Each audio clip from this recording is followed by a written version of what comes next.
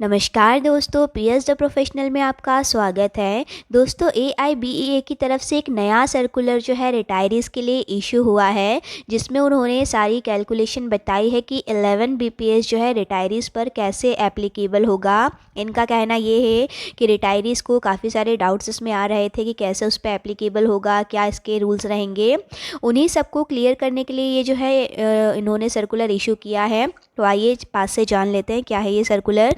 देखिए, main heading जो circular की इन्होंने दी है, employees retired between 1 November 2017 and 31 अक्टूबर 2020, यानी इस बीच में जो भी रिटायर हुए हैं उनके ऊपर ये जो रहेगा एप्लीकेबल रहेगा।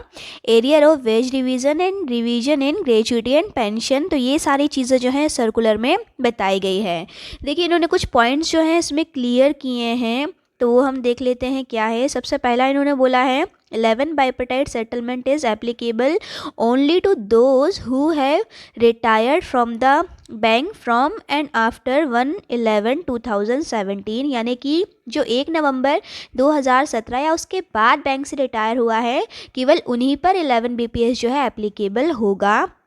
सेकेंड पॉइंट उन्होंने बोला है those retired employee the arrear on account of revised pay scale and allowances will be payable from 1st November 2017 till their date of retirement, यानी कि 1 नवंबर 2017 से जब भी वो रिटायरमेंट हुए हैं उस डेट तक का जो है एरियर और सारी चीज़ें उनको मिलेंगी। They are also entitled to receive the difference in PF, gratuity, pension, commutation and leave encashment, यानी कि PF, ग्रेचुइटी, पेंशन, कम्यूटेशन और लीव इनकैशमेंट, इनमें जो जो डिफरेंस इनका बनेगा इस ड्यूरेशन का, वो भी सारा जो है इन्हें पे किया जाएगा। फोर्थ ऑप्शन इंपॉर्टेंट है, ऑप्शन। इन्हें एक्चुअली ऑप्शन दिए गए हैं, जैसे कि 11 BPS जब नया लगा है तो जो कम्यूटेशन अमाउंट लोगों को मिल चुका है उसमें भी कोई ना कोई डिफरेंस ज़रूर आएगा। तो इन्हें ऑप्शन ये दिया गया है कि या तो ये बढ़ा हुआ जो भी अमाउंट आएगा कम्यूटेशन अमाउंट का, या तो ये वो ले लें, या फिर वही अमाउंट को अपनी पेंशन में ऐड करवा के एक रिवाइज्ड पेंशन ले लें बढ़ी हुई। तो ये दो ऑप्शन जो है रिटायरीज़ को दिए गए हैं। तो इसकी कैलकुलेशन या सारी चीज़ें किस तरह की रहेंगी आइए वो हम देखते हैं। बट उसके पहले एक इम्पॉर्टेंट पॉइंट ये 6th नंबर का भी है। देखिए, those who were in service on 1st November 2017 and are eligible for 9th stagnation increment from और after 1st November 2017 as per para 3 of clause of the settlement will get the arrear on account of this from 1st November 2017 date of getting the 9th stagnation increment, यानी कि जो भी है 1st नवंबर 2017 के time उनका अगर वो eligible हो रहे हैं कि 9th स्टेगनेशन इंक्रीमेंट उनका लग रहा है तो वो भी, और उसके अकॉर्डिंग उन्हें जो है एरियर भी मिलेगा।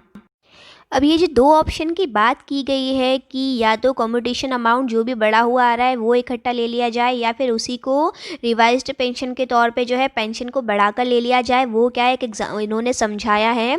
तो देखिए, यहाँ पे बेसिकली हम देख लेते हैं कि एक तो उन्होंने कैलकुलेशन दी है 10th बाइपार्टाइट सेटलमेंट के अकॉर्डिंग और एक दिया है रिवाइज्ड के अकॉर्डिंग। तो अगर हम देखें बेसिक पे, स्पेशल और PQP ये बन रहा है 10th के हिसाब से, और अगर ये रिवाइज्ड हो जाता है बेसिक पे तो 65,000 समथिंग के अकॉर्डिंग यहाँ पे बन रहा है। तो ये जो कैलकुलेशन होती है वो आपको पता ही है। तो हम एक कंक्लूजन अगर देखें तो देखिए, 10th BPS के हिसाब से जो कम्यूटेशन अमाउंट बना था वो 9,27,398 रुपये समथिंग इसमें बन रहा है।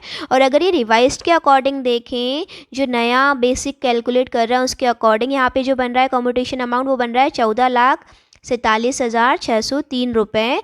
उसके बाद इन्होंने अगेन नीचे पेंशन की कैलकुलेशन की है।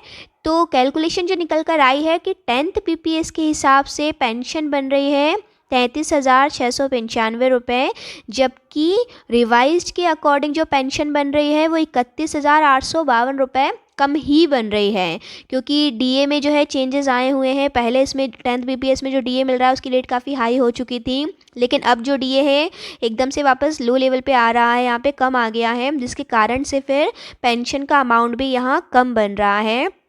बाद में इनका कहना ये है कि जो कम्यूटेशन अमाउंट बन रहा है, क्योंकि वो तो ऊपर से अलग अलग ही है, 9,27,000 है 10th के हिसाब से और 11th के हिसाब से 14,47,000 के अप्रॉक्स। तो डिफरेंस जो आ रहा है कम्यूटेशन अमाउंट का वो आ रहा है 5,20,205 रुपये।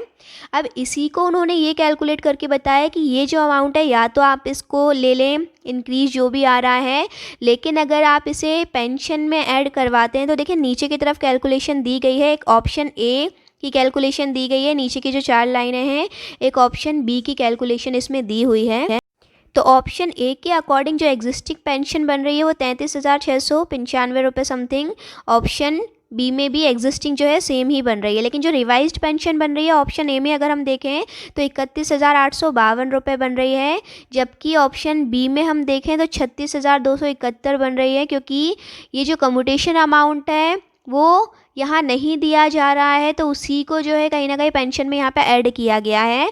उसके बाद अगर आप ऑप्शन ए ले लेते हैं, यानी कि अगर आपको कम्यूटेशन अमाउंट जो है अलग से चाहिए तो 5,20,205 रुपये तो जो है वो मिल जाएगा, लेकिन आपकी पेंशन जो है उसमें अमाउंट जो है डिक्रीज़ हो जाएगा, आपको कम पेंशन मिलेगी जितनी अभी मिल रही थी उससे 1,800 रुपये का कुछ का आपका अंतर आएगा। लेकिन यदि आप कम्यूटेशन अमाउंट नहीं लेते हैं तो वहीं यहाँ पे आपकी पेंशन में जो कैलकुलेशन करके ऐड कर रहे हैं तो उसके अकॉर्डिंग आपकी पेंशन में लगभग 2,500 रुपये का जो है अंतर आएगा, और 2,500 रुपये बढ़कर फिर आपको पेंशन मिलेगी।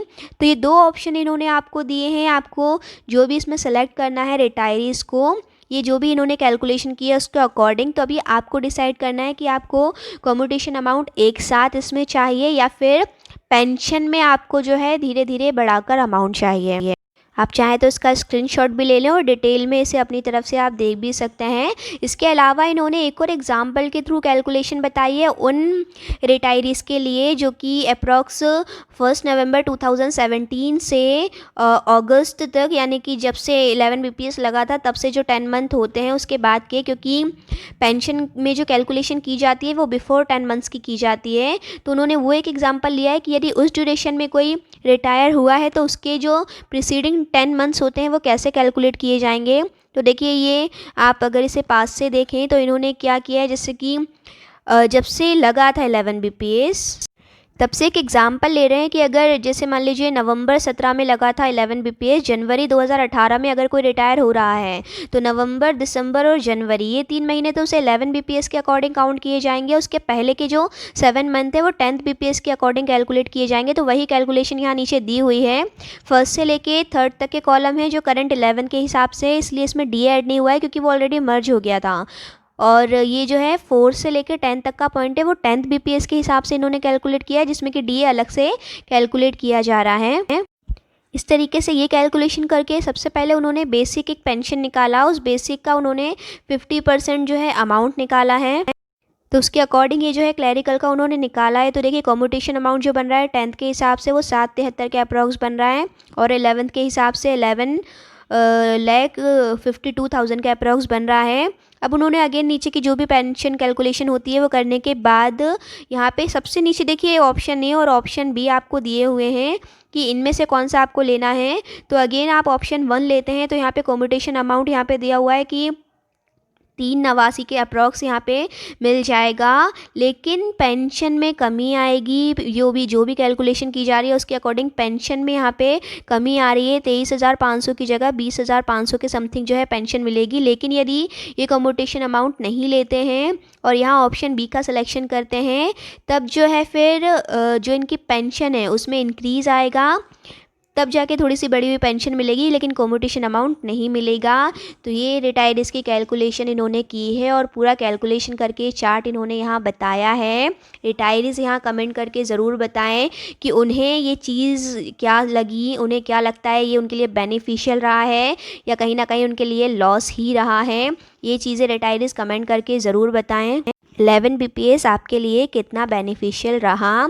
और भी कोई अगर सर्कुलर इशू होता है AIBA की तरफ से तो आपको तुरंत यहाँ अपडेट किया जाएगा। अगर चैनल को सब्सक्राइब नहीं किया है तो जल्दी से सब्सक्राइब बटन पे क्लिक कर दीजिएगा। ऐसे ही वीडियोस लेके हम मिलते रहते हैं।